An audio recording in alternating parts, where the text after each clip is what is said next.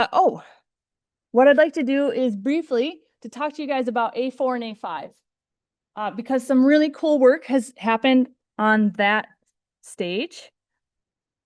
And let me pull up the slides for that. Cool. So I'm presenting this, but the cool thing is the people who did the actual work are back there. Believe, Seth, this kind of was a decent portion of your doctorate, right? Yeah. I have to tell you guys, I have never seen a more beautiful pie chart than the one you made showing all the different equipment uses and like what from the different equipment impacted things. It's pretty cool the work that came out of this. So I'm presenting this. I'm not the person that did it. This is Seth and Dr. Yu and perhaps others from Michigan Tech. The aperture rate management program that aperture rate had before without some kind of event created this for flow. There's one for this one is for us though. But we had a similar one that we finished. We already go through last year. We can share it now. Yeah. So a lot of work has been happening here on this A4, A5 piece. So again, what is A4? What is A5? When we make an EPD, we call that cradle to gate. You guys are seeing this. It's you put in the information about production, transport, and mix design. It's what does it take to make a mix and get it out of your gate? That's cradle to gate.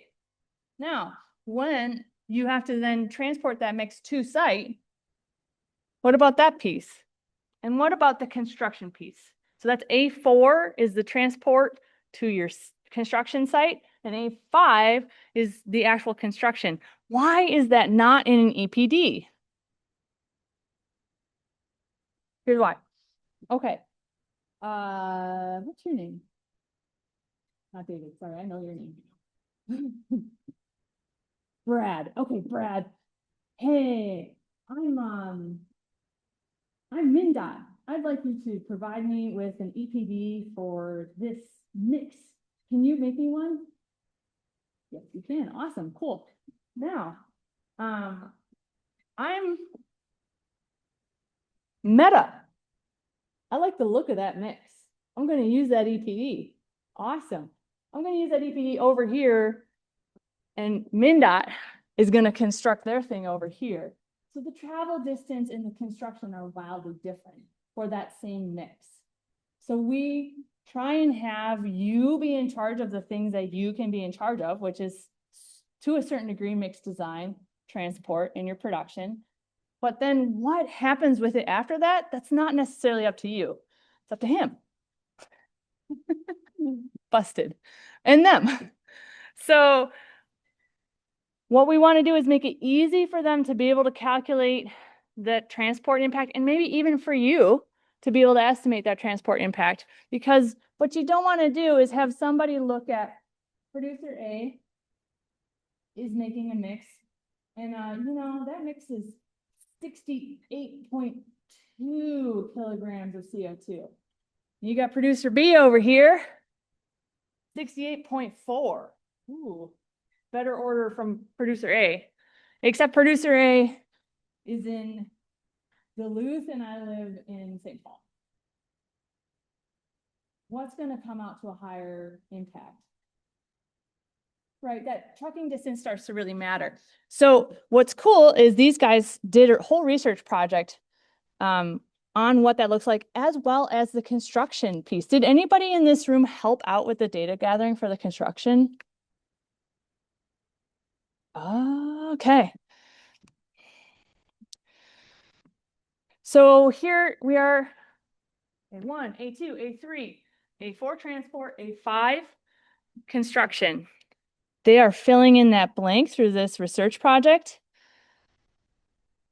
This big piece of the transportation of the asphalt to the job site, as well as the operational piece. We really did not know, especially what it took to construct an asphalt pavement from an impact standpoint.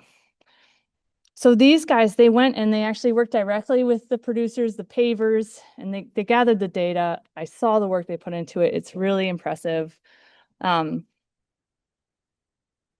And what did we learn? They went throughout the state. They had projects throughout Minnesota. As I mentioned, they went and they worked with folks, gathered the data. Here we are. It feels really shameful to just flip through someone's doctoral work. There's a lot that went behind this. But look at this. Here's our kilogram equivalent per short ton. When we have these longer haul distances, higher numbers. It's that simple. 5 kgs versus 0.5 kgs. That's the sort of thing that can make a procurement decision happen, right? So it's important to know these rough impacts. And then this got really interesting, I thought. Here, look at the total amounts of carbon equivalent, if you guys can really squint and see this, from construction. The biggest number we have here is 3.25. And if I recall, this has a lot to do with, what was it, paving speeds and size? Okay, and Seth can tell you everything there is to know about this. For the most part, we're kind of hovering around the 1. Compared to what did you guys see for total numbers from the mix? For your cradle to gate, what kind of numbers were you guys seeing? Anybody remember?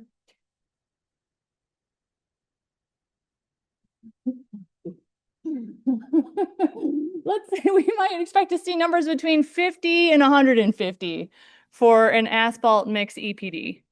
Okay, and here we're talking from construction, we're talking in the 1s and 2s and 3s. It's pretty modest. That transport piece can add up though. So one thing that they did, which I think is really cool and super needed, is they put together a simple Excel sheet to help people calculate that.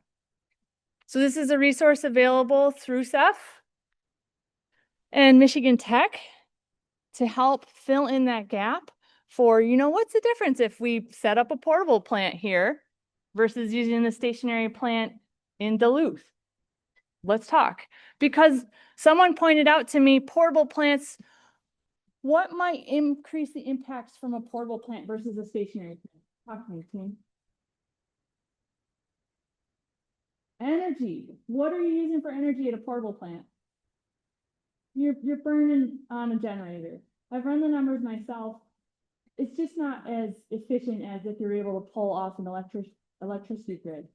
Now, does that mean we should just get rid of all portable plants? No, right? Why do we use portable plants? Because the market's small, right? We need to be able to serve a wide area. We use portable plants because they have their efficiencies and so on. So we want to be realistic in our expectation and say, okay, this portable plant's in a rural area, it's going to run on a diesel generator. Well, great, cool. The rural area needs pavements, that's priority 1. So another thing about portable plants, we really, really, really encourage you to publish all of these numbers, or don't cherry pick the nice ones, guys. I saw this early on where people are like, oh yeah, we're going to publish our EPDs. Here's our very best mix. Cool. Well, at some point in time, people come along and they say, okay, I kind of want to get like an average or a sense of like, what's the good mix? Well, here's all the published EPDs. All the EPDs I've gotten, I'm gonna make an average of those. But if it was only, here's my very best mix, what does that do to your average? Yikes. Because now you've set the bar unrealistically high and it's not reflecting your industry. We want a real reflection of industry so that when MnDOT goes and starts saying, hey, guys, let's try and make some improvements. We want those improvements to be realistic and reflect things like, okay, so it's a portable plant, it's in a rural area. It's in an area that doesn't have good aggregates. Okay, cool. Well, we have a sense of what to do with that because we have other numbers about it. Does that make sense, team? Cool. The other important aspect that by legislation, we cannot increase the level. Once we said we stay or go down, it's similar to other states. Yeah. Okay, so we're really incentivized to get a true snapshot of industry now before they kind of get hamstrung by this legislation and can't make adjustments later on. Okay?